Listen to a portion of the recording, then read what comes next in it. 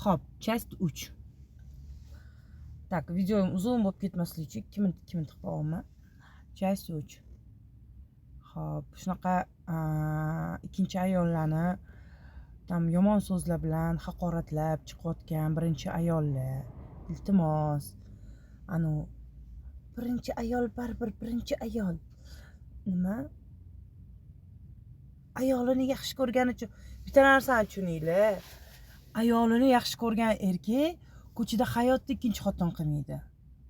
U uni ham, buni ham yaxshi ko'rmaydi. U o'zini yaxshi ko'radi. O'zini nafsini yaxshi ko'radi.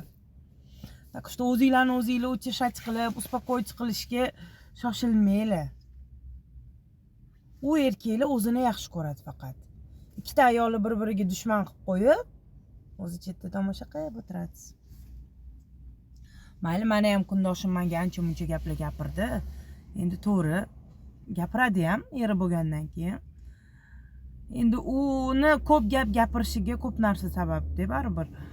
Men endi mayli, ularni gapirmay qo'ya qolamiz. Faqatgina iltimos qilaman, shu обсуждать qilayotganlar, erkaklar, ayollar, birinchi ayollar, adolatsiz erkaklar, qiz o'stiryapsizlar. Oldi orqanglarga qarab gapiringlar. Qiz o'stirayotgan odamni birovni обсуждать qilishga haqqi yo'q. Umuman farzandi bor odamni birovni hayotini обсуждать qilishga haqqi yo'q.